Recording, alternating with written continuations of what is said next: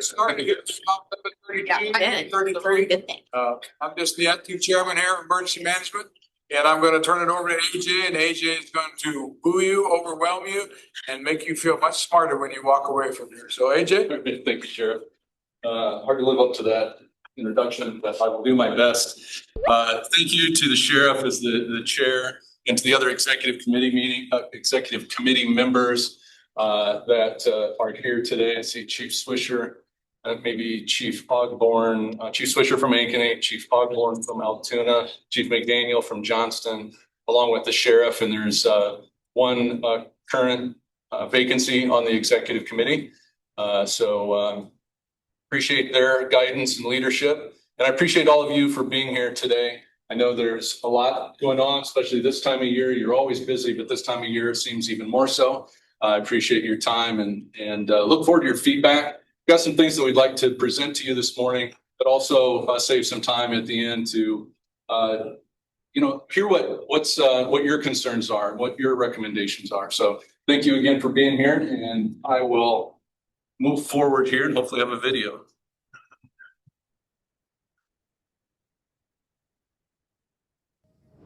Imagine an orchestra of 600,000 souls. One wrong note, a tornado, a flood, a blackout, and chaos erupts. That is where we all step in. Law enforcement, fire, EMS, hospitals, community and volunteer organizations, and Polk County Emergency Management.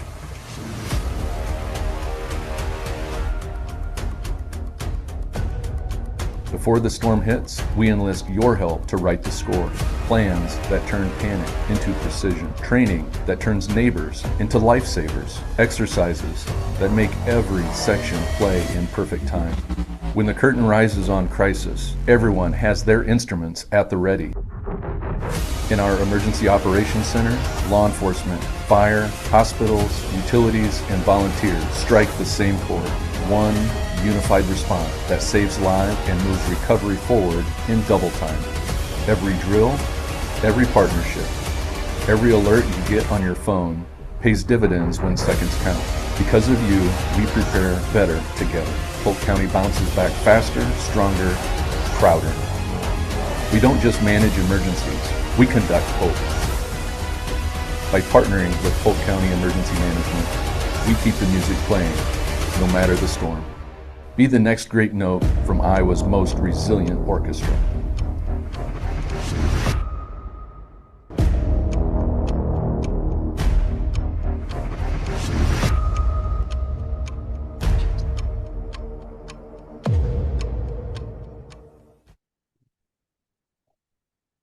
What do you think of our hype video? Exciting to see those. We asked our staff to put one together about each year about this time. So always excited to see that come together in that way.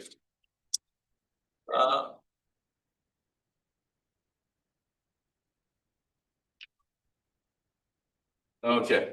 As promised, we'll move through a few different things today. Wanted to provide a review of what happened in 2025. Not nearly enough time to touch on everything, but we pulled out a few highlights. But also, most importantly, look forward to the future and hear from all of you on what your concerns are and how we can work to support and coordinate on your behalf. Want to this a little bit out of the way here.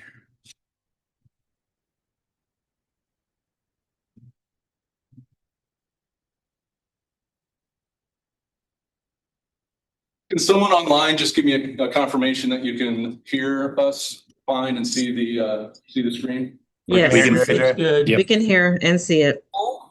Awesome. I love it. Appreciate that feedback. The Emergency Management Commission was established under Iowa Code 29C. It's an independent governmental entity that obviously we work very closely, and the cities and the county are the members of that commission. So we are a county-wide emergency management commission. I introduced a few of our executive committee members that are able to be here today, and there are 7 of us on staff that execute the mission of our Emergency Management Commission day in and day out. You can see there the member jurisdictions along the base of that slide there. As you'll quickly pick up if you haven't already, this year's theme is a metaphor, if you will, of emergency management as an orchestra, because we really believe that it takes all of us working together to make that music sound enjoyable and entertaining. And so there are a number of people that play the instruments, and we work our best just to bring them all together.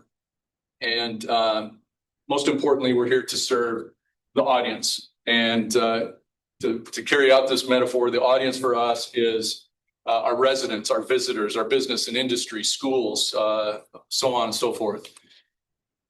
The layout of the orchestra, it can change based on what the circumstances are. If it's a flood or a tornado, civil unrest, a pandemic, or a planned event, the members of the orchestra always come together in a slightly different arrangement. But if the whole band is together, if you will, it includes these as some of our most critical partners: transportation, communications, public works and engineering, firefighting, mass care and sheltering, resource support, which are volunteer, nonprofit organizations, donations management, so a pretty expansive catch-all under resource support, public health and medical services, search and rescue, hazmat, agriculture, natural resources and pets, energy, law enforcement and security, mitigation, recovery, and public information. And our role is to bring you all together and facilitate, to listen, to put things in an arrangement that you all feel is important and realistic. I want to acknowledge a few of our team members. Patty, you probably met when you came through the doors. Patty is our administrative support. Lynn Tazzoli, kind of hiding out in the middle here. Lynn's our 911 coordinator. There's Laura. Laura's our resiliency coordinator. So Laura does a lot of the mitigation and recovery planning, and also our medical coordination center. Brett, I believe, he's on his way out to Clive. If you haven't heard, we have a presidential visit today. So Brett's going to go out and work with the folks in Clive. And that's where Cameron and Dutch are as well, out with moving some equipment around in Clive in support of that presidential visit. So our year in review, continue to make great work with some very important primary roles by law enforcement, EMS, communications, and fire service on active threat work group.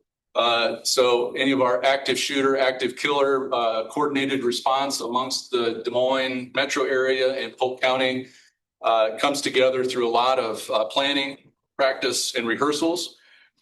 And in this past year, they've put together some really good training modules and set up a train the trainer program, working with the training officers from a lot of law enforcement, fire, EMS, and communications, so that unified approach to responding to somebody's absolute worst day is well coordinated beforehand. We'll throw as many acronyms as we can at you. I apologize for that. It's kind of what we live in, but CMED stands for Central Medical Emergency Dispatch. It's transitioned over to now a statewide system called IMED, which is a Iowa Medical Emergency Dispatch. And so we made some transition of moving off of an old VHF radio system onto a more modern 800 megahertz system. And again, it's a nested system. So if we have an incident here locally, we can share information from the scene to the hospitals and amongst all of our 3 public safety answering points, or PSAPs, communication centers, 911 centers, so that that information from the scene can be shared widely with those that are going to have to act on that information. So some great advancements moving forward there. This one is exciting. If you asked me 26 years ago when I got into this business, whether we'd be to this point, I would have thought it was, pretty remarkable. I still think it's pretty remarkable. We were contacted by Iowa State University about a year and a half ago, asking if we would help advise them as they put together a first-person virtual emergency response platform. So think of it as gaming. I see the kids with the headsets, the VR headsets, and all of that. So this would be utilizing a emergency management scenario. Initially, we're using a Duratio as that scenario, and this would put responders and decision makers in that first world gaming system to make decisions. And if you're a little bit older like I am, do you remember the choose your own adventure books? Right? You'd read a chapter or two and then make a decision, and it would take you different places. And so you could read that book 8 or 10 times and have a different story every time. And that's really what this is designed to do, and to make it entertaining, but also informative, and to give our responders and those decision makers at a command post some scenarios that helps guide or develops their experiences, hopefully before the disaster happens. I mentioned Cameron and Dutch are out right now out in Clive. What they're doing is setting up a barricade system that you'll see here in this video. It's a little dark, I apologize for that. But what you see is there a vehicle ramming incident on these barriers called Meridian barrier systems. And so we're setting these up in Clive. We've set these up at the Iowa State Fair. So if you've seen them there, if you've been to the downtown farmers market, you've seen them there. At a variety of Pride Fest is another event. And so these are available to all of our jurisdictions that are hosting planned events or want to protect a critical infrastructure, that we can set these up. And they are deployable, they're mobile, and it provides protection to vulnerable areas that don't otherwise have security areas around them. Lynn has been instrumental over the last several months in drafting and bringing to a point of approval a 911 fiscal policy. And so we have 3 local public safety answering points that all utilize a portion of 911 surcharge funding. So that dollar that you're paying on your cell phone every month that goes to the surcharge, that is collected at the state level and then distributed to local 911 service boards. And because Polk County has 3 911 centers, there's a process to fairly and equitably distribute that funding amongst those 3 PSAPs, but also for joint projects, shared training, and those kinds of things. And so this fiscal policy guides that somewhat complex process. It makes it transparent, more predictable, and accountable. The Des Moines Healthcare Coalition was formed 2 years ago, I believe, Laura. And so in their short tenure, they've done some great work already. Hopefully some of you have seen the newsletters that are going out. That's just a small example, but an important example of information sharing. This brings together the hospitals, the Polk County Health Department, clinics, and others in the healthcare arena, as well as some of our hospitals that are in Dallas County, and making sure that they are sharing successful practices, ideas, coordinating on things like the flu season. So if you saw some communication a couple weeks ago when the flu was really ramping up and some of our emergency departments were getting really busier than they already are, that they were working together under this umbrella of the Des Moines Healthcare Coalition. So just another example of bringing people together, producing some really good stuff, and being able to work together. And that really builds the muscle memory so that when we get into a disaster, that they're able to execute and work together because they have shared information prior, they have rehearsed together. Our planning accomplishment, consider this the sheet music that we all agree upon before the disaster happens. It doesn't mean that we follow step 1, step 2, step 3 without exception. But this provides some good guidance, some direction, some expectations. It clarifies assumptions. It helps create in that planning process, creates a shared vision so that we can all, be able to define what a successful outcome should look like. And it puts this in writing so that we have some, again, predictability. And a lot of great work was done over the 2025 calendar year to include those list of documents that you see at the bottom. The documents are important. That's kind of where everything gets collected, but it's really that planning process that brings people together so that we can understand assumptions that need to be made, planning factors, and make sure that we're developing a plan that is based in reality, not some aspirational thing that would be perfect in a perfect world, but something that's really grounded in substance and has a strong foundation and a higher likelihood of success. Working with a number of area schools and nonprofits, we've helped produce vulnerability assessments. This is going out and walking side by side with representatives from schools and these nonprofit organizations to understand, what they're, how they communicate, what their information sharing is, what plans and policies do they have that help safeguard their physical infrastructure, but also their data.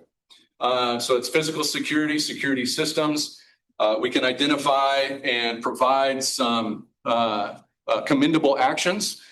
So we can highlight what they're doing well, and we can also provide them with some options for consideration that would improve their security posture. Again, with a foundation in reality that none of us have unlimited budgets, but where can you make the most investment for the biggest impact?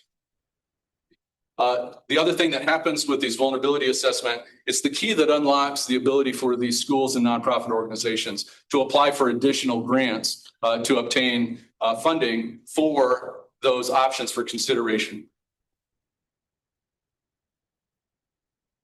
Think of the training as an opportunity to practice, that we build our knowledge, skills, and abilities. We're increasing our confidence and competency. And oh, by the way, it also has a benefit of achieving compliancy, but most importantly, building knowledge, skills, and abilities.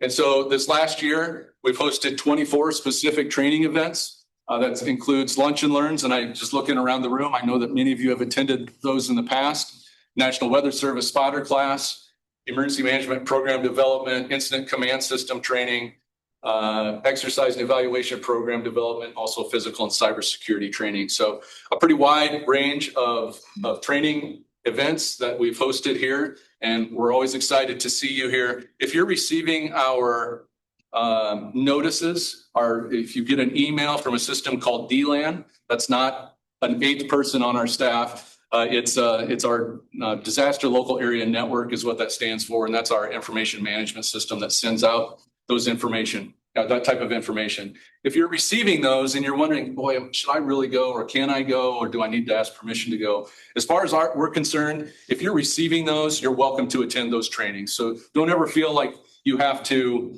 ask permission from us to attend. If you're getting that invitation, that means you're welcome. For exercises, consider this like the rehearsals. And so we're in 2025 had 17 of these specific opportunities, and they come in the form of several different types of exercises. Workshops tend to be more of a hands-on discussion and development of plans and policies and procedures and actions. Tabletops are kind of a lower intensity environment where we can have, again, discussion-based, here's what I would do and what impact would that have on you? And what would you do and what impact would that have on me? And so we do a lot of learning during the workshops and tabletops. You can see there some of the partners we've worked with over 2025.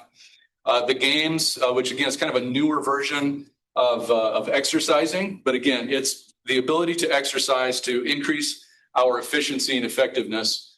We've had a couple drills with our hospital liaisons. I wish I had more time to go into that because it's an exciting thing that I think, again, increases everybody's situational awareness and visibility during an important incident that might increase the number of injuries, illnesses, and put a demand on our local hospitals. We've done some functional and also full-scale exercises throughout the year. So again, just an opportunity to validate those plans and make sure that we are closing any gaps that we identify. 3,471, right, Patty? So Patty, make sure that when you come through the door that you sign into our system. We appreciate, I know it takes a couple minutes, We appreciate that. But the important thing here is not necessarily the number. It's that you all feel comfortable and welcome here, that this is your space as much as it is ours. We have a chance to work here, every day of the week almost. But we don't want to have the Emergency Operations Center be some foreign location that, you feel like, geez, I don't know why I feel uncomfortable when I go there. We want you to really feel like this is your space as well, because it is. This is a county-wide emergency operations center, and we're here to solve problems together. And your attendance at this location, we don't want to be a foreign feeling. So what were by the numbers in 2025, we were down just a bit. I think last year we had 20 or so. In 2024, we had about 20 more calls for our duty officer than in 2025, which is usually a good thing. And we'll take that. But it's still a busy year. We had about 55 single family fires, 15 planned events. That number keeps getting more and more and more. We had 10 multifamily residential fires, 6 resource requests. Is it still cold outside? Yeah. Yeah. All right. So we're already starting to build on the extreme temperature for 2026. But last year we had 6 activations of the extreme temperature plan. That is a number that's a little bit deceiving because, for example, the period we're in right now, it'll be listed as 1 activation, but I don't need to tell you guys this, right? It seems like it's been a couple weeks. So anyway, in 2025, we had 6 of those activations, 5 hazmat, and then the rest, you can see the numbers there for extreme weather, power outages, car crashes into houses, industrial fires, dive team activations. So a lot of different activities there. Just a reminder that our duty officer is available 24/7, 365. We have 5 of us that rotate usually on a week basis so that you'll start your duty officer shift on a Monday through the following Monday. And we're here to provide any kind of consultation. We can sit quietly and we get a lot of calls that just say, hey, I don't need anything yet, but just want to give you a heads up that this is going on. We really appreciate those. We'd rather be, put on standby rather than be behind the 8 ball and then, have to catch up. So don't ever hesitate to feel like that you shouldn't call the duty officer just as a heads up and put us on standby. And then as needed, we can work from the scene. We can activate other members of our team, and we can go all the way up to a partial or full activation of the EOC based on what the needs are. And our goal there is to provide support and assistance. We can sort of be within arm's reach of the incident commander, either by telephone or physically at the scene. And anything we can do to sort of offload or take some of that workload off the incident commander, but we're not there to tell the incident commander what to do. We're there to, what can we do to help? And that takes a lot of different forms. But again, we just want you all to feel comfortable contacting us and engaging with our duty officer, and then we can work together from there. Okay, I know I'm talking very quickly, but I wanted to cover this so we can get to a point where if you have questions or ideas, I want to save some time for that. So we'll go ahead and move into movement number 2, which is our year ahead. So we'll continue to digitize and make our comprehensive emergency plan in each of those sections more accessible to all of you. So in the old days, right, you'd walk in and you'd see a row of binders on a shelf that you'd pull off and have to read through. Well, we're trying to get with the 21st century and move to a digital version of all of those. For the last 15 years or so, we've had a digital library in that DLAN system that I referred to earlier. But not all of you have access to DLAN or want to go through the process to log in and do that sort of thing in the middle of the night when you need maybe some of that information. So we are creating an executive summary, or if you will, or a public version that really summarizes a lot of information into a page or 2. and we're putting that on our webpage. And then from there, there are links to go deeper into that information if you'd like. And so again, kind of this choose your own adventure is that I want to be able to provide as much information as you need, but not overwhelm you with a 400-page document that you have to thumb through, when it's dark and cold. So we continue to put that information on our webpage. We'll continue to have high visibility and highly attended events. This is a benefit of being in a thriving community. Central Iowa has attracted some great events. We've had events for hundreds, the state fair for over 100 years. We've been involved for the last 26 years in helping develop a event action plan with State Fair and all of the partners that bring that event to a safe delivery each year. And of course, this year with being the America 250, there'll be some additional attention on the Iowa State Fair. So we look forward to working with all of our partners out there again. But there are, so many other events that happen, community festivals, marathons, sporting events, all of those. We're being able to bring people together, facilitate a process that develops what we call a JEEP, or a joint event action plan, that puts us all on the same page. And if that, we all hope that event goes off with just, the planned, successful, entertaining, enjoyable event for everyone involved. But if there does need to be a transition from a planned event to an incident within that event, that we're all ready to do that. And so that's our role, is to help, bring people together, understand how they want to play their instruments during a scenario that could turn a planned event into an emergency response. Lynn, if you want, you can visit with Lynn at any time about Alert Iowa. In 2026, we're going to continue to work with our neighbors in Dallas County to make sure that our metro interface with Dallas County is as seamless as possible. So ultimately, we want to make this the most accessible tool to the public so that they can get real, valid information, almost in real time, with literally only seconds of delay. And so each jurisdiction, in terms of Dallas and Polk County, we've kind of evolved and learned this tool together over the last year or so. But in 2026, really excited to reduce those differences and make sure that we have a tool that people really can depend upon and get valid information quickly. Legislatively, last year, it was very late in the session.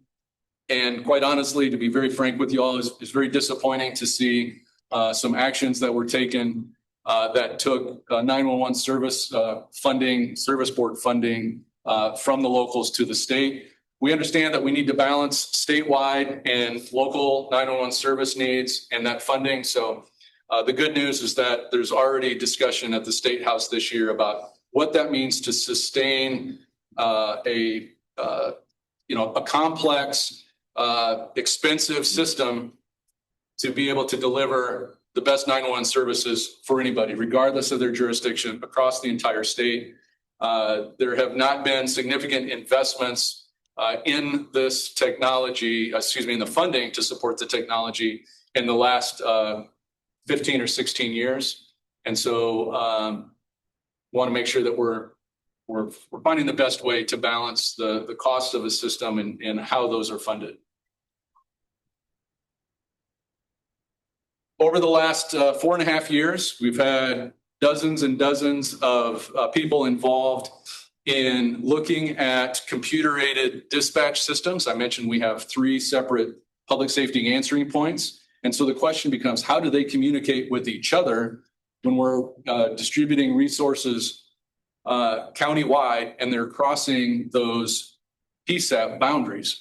And so law enforcement, fire, EMS, obviously communications, 911, dispatchers, and others have come together over the last 4.5 years, working on a $5 million grant to make some advances and to tie those computer-aided dispatch systems together. So creating a hub, a spoken wheel kind of system that allows information to be shared from the western suburbs to the east side, without any delay. And so there's better visibility, there's opportunities for closest unit responses. And so those municipal boundaries don't have to be an impenetrable boundary, right? So we can work together across jurisdictions where it makes the most sense.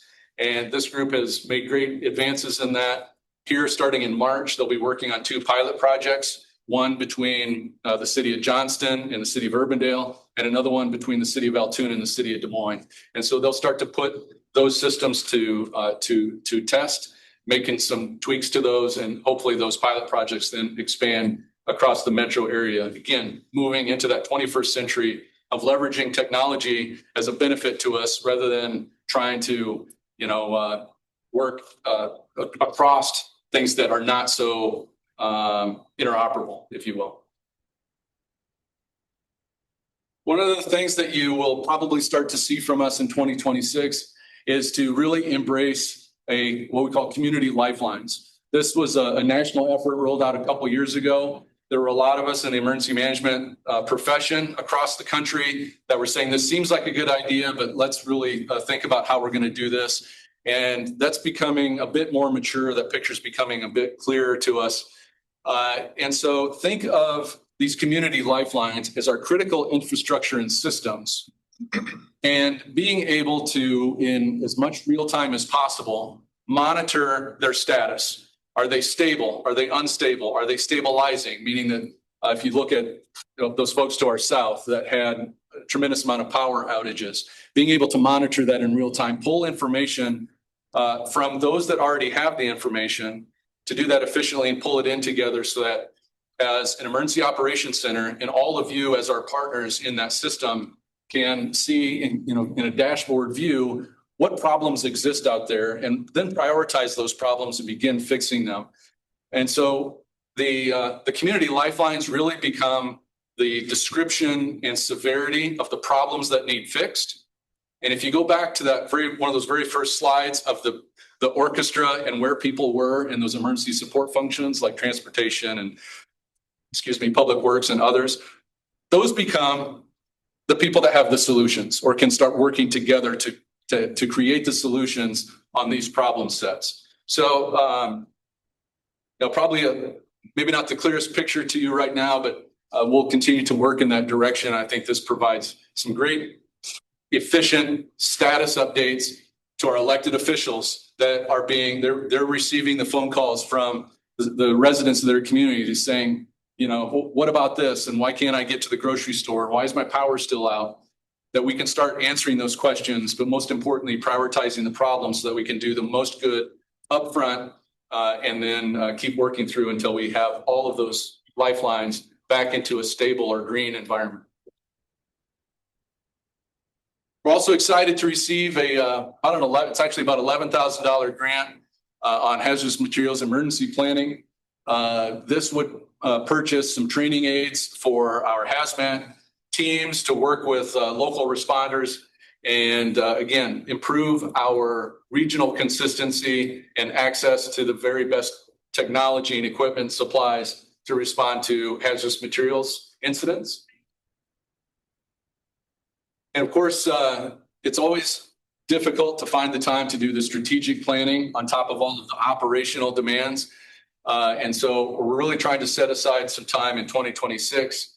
We'll see if the calendar behaves for us and we're able to get to this point, but I'd really like to take an intentional effort to clarify our direction and priorities and make sure that we have a strategic plan that guides some of the operational things that we're doing. So to describe it another way, we're trying to tip it from being just react into we'll still have to do some reaction, but we'll be better set to be more proactive in the future. If you're interested in this, Laura has been great, and she has reached out to Dallas County and said, hey, we've got a great opportunity that if it's a Dallas County mitigation plan and a Polk County mitigation plan, how consistent are they? Are they working together, especially for your communities that have a foot in each of those counties? So our goal here is to by the end of the fiscal year 27 is to be working on a hazard mitigation plan that is a single hazard mitigation plan that Polk and Dallas County would share. And so more to come on this, but it's an important plan. It really is one of it's one of the documents that allows us to apply for and receive project funding, right? So every plan's goal is hopefully to be able to execute and to implement that plan. The great news for in Polk County anyway, over the last 10 years, that plan has produced $23 million return on investment. So that's projects to do stormwater improvements. It's projects to develop safe rooms at schools and recreation areas. So these are real tangible return on investment kind of things. And we hope to even increase that number even more going into our next 5-year span, working very closely with Dallas County. Okay, also exciting. I mentioned the planned events will continue to increase in number and visibility and complexity. One of those that fits every one of those definitions is happening a year from this May, so May of 2027. If you haven't heard, the Iowa Air Show and the Blue Angels will be coming to town. And so we're working with the Airport Authority and the Iowa Air National Guard. They've asked us to chair the emergency management and response committee for them. And so we'll be doing what we do with all of our other planned events, is to make sure that the right people come together and think about how to make this the safest, most enjoyable event in our metro area. So pretty high attendance numbers that they're expecting. So we're excited to take that on, but it's an air show. It's not something that we've been involved in directly, but we'll use our same process and facilitation that we've done with other planned events to make sure that that is a successful event in May of 2027. Of course, there'll be the disasters, the house fires, the multi-unit fires, the hazardous materials incidents, the cars that hit houses, and all these other things that'll occur. I couldn't tell you, exactly what those will be, but what is predictable is that there will be probably over 100 different responses that our agency will be responding to in this next calendar year of 2026. As if that's not exciting enough, let me show you some budget numbers. Right? I know this isn't the most exciting parts and pieces, but this is really the fuel that drives what we do. And we want to be extremely transparent and answer questions that you have, especially our elected officials that we're here to help serve. If they're getting questions about their taxes and where they're going, we want to be able to make sure that we're providing that information and making it as transparent as possible. So just wanted to spend a couple minutes on this, and then we'll pause and take any questions that you have. So we do have a requirement that the Emergency Management Commission has a requirement to do this is a public process, just as your cities do, just as your school districts do, just as the county does. That we have to follow Iowa Code Chapter 24, which means that we present a budget, that there's a public hearing on that budget, and that the officials that are voted into office are the ones approving that budget. And so I don't want to go into a lot of depth here, but know that there is a process, several points for you all to engage in that process. And this is one of those that we want to, make sure that we are providing you with as much information as you need. So for fiscal year 27, we expect about $1.379 million in expenditures. That would be about a 12% increase from the previous year. And I'll show you some information of why that adds up to 12% increase. Not expecting you to read the details on this, but if you're interested in the details, you can hit that QR code or contact us. Patty's able to share that with any of those that request it. What you'll see over the next few slides are a summary of that very small print. So again, mentioned that little over $1.3 million. And if you look at that, if that entire bar represents the full budgeted expenditures, the hazardous materials contract with the city of Des Moines. This is a contract between the Polk County Board of Supervisors and the city of Des Moines Fire Department. This provides hazmat services countywide so that individual cities, it doesn't really make financial sense for individual municipalities to create, develop, and be able to support their own individual technician level hazmat team. But we do have the benefit of having the cities and the county all work together to have that service available to us. That comes at an expense of $340,000. It goes through our budget. You can see there represents about 25% of our budget. Personnel, we're a very personnel heavy ending. About 65% of our budget is for personnel. This would be to support the 7 FTEs. Grants would represent about 71,000, a very small sliver for supplies, and then the balance would be for services. I'll talk about each of those in a moment. This table just shows you the year-over-year difference. So the hazmat contract is about an 8% increase, personnel about a 7% increase, and a slight decline in supplies and services. For that hazmat, where does the revenue come from to support that hazmat contract?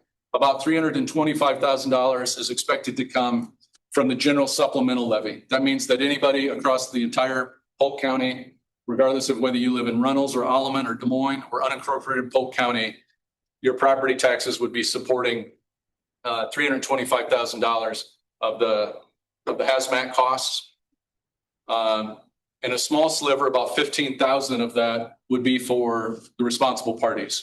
So let's say that I'm responsible for creating a hazmat incident, that I could be billed for the supplies and the time that the response is occurring. What it doesn't pay for is the time for readiness to build the capability and the personnel to be trained and ready to respond. That's the other $325,000. For personnel, you can see there the breakdown between salaries and benefits on that middle line. In terms of revenues, $726,000 would be budgeted to come from that countywide general supplemental. We receive a grant of about $39,000 from the federal government for personnel. And then the contribution for our 911 coordinator from the 911 service board is about $124,000.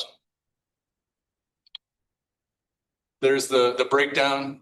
Again, if you're interested in these kind of details, please, happy to sit down with you, happy to share the spreadsheets, whatever we need to do to make sure you have your information you need. Received a couple questions yesterday when I was talking with some city managers and city administrators from across the metro area. They asked, well, that 7% increase seems to be, kind of out of line with, is everybody getting a 7% salary increase? And that's not the case. There's a 3% cost of living for all employees, and we follow the same structure as all the other county employees and the HR and payroll systems. But the reason that the personnel costs are increasing by 7% is we also have 5 employees, right, Patty? 5 that are still within the first 6 years of their employment, meaning that they're also receiving merit or anniversary increases. So those two things add together creates a 7% increase. For grants, most of our grants are sort of a net zero, meaning that there's a pass through that we receive it, and then it goes out in the form of equipment, supplies, plant, etc. For the hazard mitigation planning development, total cost will be about $61,000. We've received a grant for $51,000 of that, which leaves a local match requirement that'll come out of our local taxpayers to the tune of about $9,900. And then that hazmat grant that I talked about earlier. For supplies, I wish I had more exciting news, but if you want to look at the list there, it's to buy things like fuel and paper clips and copy paper and all those really, really exciting things. But if you added all that up, it would be about $11,500. Again, that's a slight decrease from last year. On services, I'm sure similar to many of you, our biggest services category expense will be insurance. About $26,000 of that 66 is for insurance. We have maintenance agreements to pay for things like our disaster local area network, our information management systems. We have to pay for telephones, both landlines here in the EOC, as well as cell phones for our duty officers and those types of things. Training and education, obviously very important to keep up to par with the knowledge that we should have. Some other things there, $750 for meetings, so on and so forth. So that's what our services category looks like. Kind of hit the highlights, and then I will open up for questions. Is that we don't expect any capital outlays for fiscal year 27, so that number is 0. We had a 28E agreement amongst all of the cities in the county on a per capita basis. That added up to about $246,000 each year. That amount has been transferred over to the countywide general supplemental levy. We expect no impact to our designated reserves. As you would imagine, for an entity that's responsible for dealing with disasters and emergency, having a contingency plan is pretty important. And so we have about, our goal is to have about 25% of our previous year's operating budget remain as a designated emergency fund, if you will. And so we did not tap into that in 2025, calendar year 2025. Hopefully, we've got a few more months left on this fiscal year. If that remains the same, that beginning and ending fund balance should stay at $435,000 for a contingency fund. And that if you take out the grants and the amount from the 911 Service Board contributions, the total amount that's expected to be generated through the countywide general supplemental levy is about $1.2 million. That is applied to the total countywide taxable valuation of a little over $35 billion. And so if you break that down, you say, hey, I own property in Polk County. What's this going to cost me? It's about 3.5 cents per thousand. So that would be the expected millage rate. And again, in the eyes of visibility, accountability, transparency, that amount that the Emergency Management Commission is asking for from our taxpayers would appear on your tax statements. So, and if you want to comb through your property tax statements, you'll see that 3.5 cents per thousand for the Emergency Management Commission to support everything that I've been up here talking about. In the grand scheme of things, we're a pretty small portion of the overall county budget. Our portion represents about 1/3 of 1% of that, based on using last year's numbers. So again, it's a relatively small sliver. All right, here's some exciting things. Over the last 10 years, we've been able to produce a return on investment of 2,400%.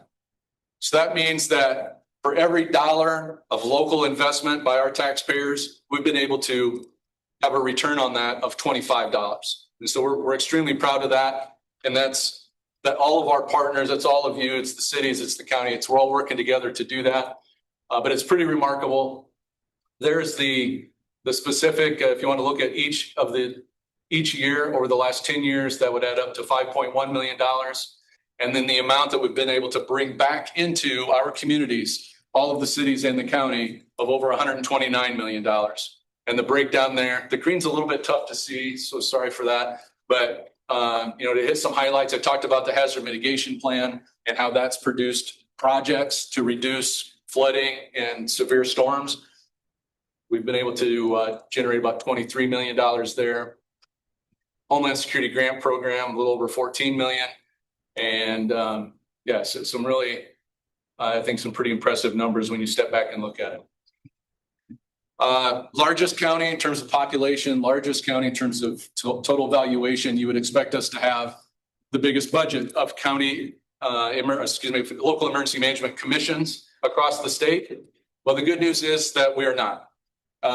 we've been able to do all the things I've shared with you this morning and expected to do next year with the 12th largest budget in the state for emergency management commissions. So we feel like we're punching above our weight there, that you're getting a lot of bang for your dollars. We want to keep doing that for you. In terms of if you want to look at, how we stack up of what we're paying as taxpayers, if you want to look at it from a per capita rate, how much per person does the emergency management program cost in Polk County? You would discover that about for $2.34 per person is what our program will cost. The good news is that's the second lowest in the entire state. You can see there, it's not meant to be read across the bottom, but those would be all the other emergency management commissions budgets from left to right, smallest to largest. So for $2.34 per capita, able to deliver the program. If you want to look at it on a millage rate, so if you looked at it as the amount per $1,000 of your property taxes, we're also the second lowest in the state. Again, mentioned that's the 2020 fiscal year 2026 number was 3.3 cents. So about 3.5 cents expected in fiscal year 27. That still is what 1/5 of the statewide median. So I feel like we're delivering a pretty good product at a very cost-effective rate. So what do we ask of all of you? Continue to engage. We appreciate you being here. We'd love to have having you here, whether it's for an event like this, for training, or if you just drop in and have a question.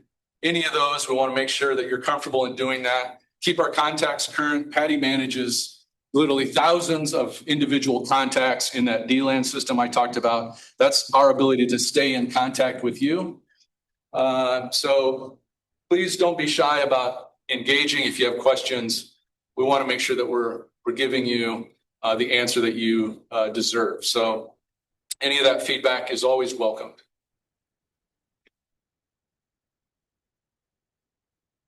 Take a pause there. What questions do you have? What concerns do you have? Yes, ma'am. I noticed the FEMA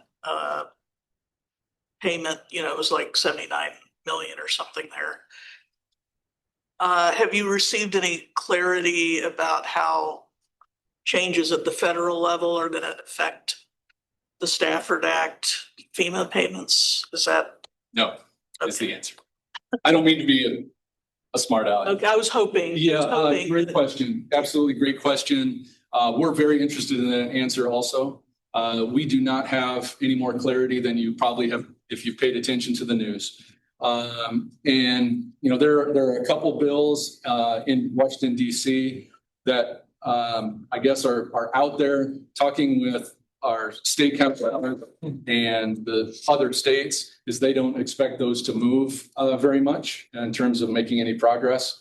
There was a FEMA advisory council meeting that was scheduled in late 2025 that was canceled literally hours before it was supposed to happen. That was not good news for those of us and asking the same questions that you just asked. So I wish I knew more, and we'll keep asking our state counterparts, and they wish they knew more too. So something to pay attention to and continue to try to seek more information.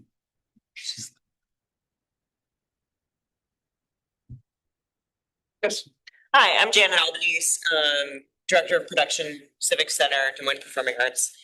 I love your metaphor this year. And I didn't know you were going to be here, but I'm glad you are. Gladly. So, and one of the things I just wanted to toss out there too, just as you complete the metaphor, symphonies have rehearsals, but their guest star isn't always there. So they don't know what it's going to be like sometimes. Broadway shows, there are no rehearsals. And they've rehearsed in New York, they come out, they're doing the show. And the local crew, the people that are running the spotlights and doing the backstage changes, they don't get a rehearsal. And so to complete the metaphor, it makes me think of, we're here in this room hearing this, as you said, a rehearsal, but our crews may not have all this information, and the importance of downloading this information to our respective communities that we represent. That could very easily be the case. So if you have ideas of how we can make sure that those crews have the same opportunity as those others that you described, please feel free to suggest those. We have in some of the video at the very beginning, you saw some very tactical out in the field exercises.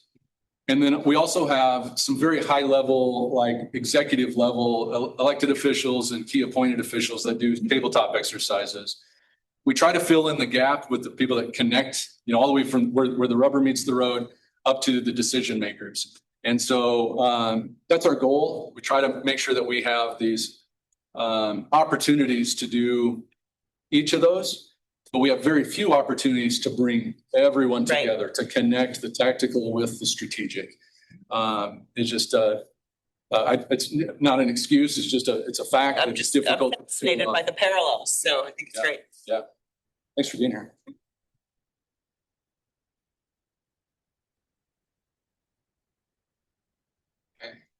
Okay. Let me off that easy. Any ideas for stuff that's on your calendars coming up in 2026 that you're concerned about? Yeah. So, actually, I was going to talk to you about this too, but is there going to be an NDMS exercise in the fall sometime? Good question. Yes, we are hearing some information about that. I can Okay. follow up with you with some more details, but Cameron has been in Okay. touch with some people. Okay. Yeah, NDMS, National Disaster Medical System, the VA's is a really key role in that, but then their patients then would be distributed to other places. So kind of fill in the gap what NDMS means. I think August is our tentative timeline for that. August. August, okay. Yeah. Yes, sir. AJ, it looks like something in the chat. I don't know if that's a question or not. Oh, good. Thank you for paying attention to that, Jane.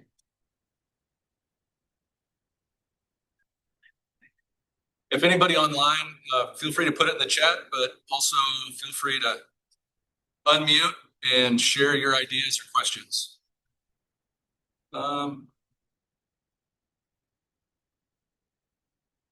Anybody online?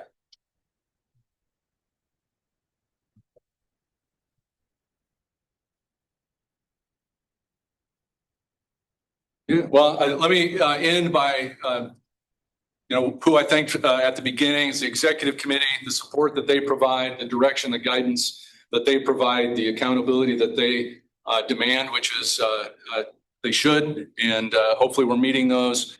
But each and every one of you, please feel free to let us know how we're doing, how we can improve, or what we can do to better support, serve, coordinate on your behalf.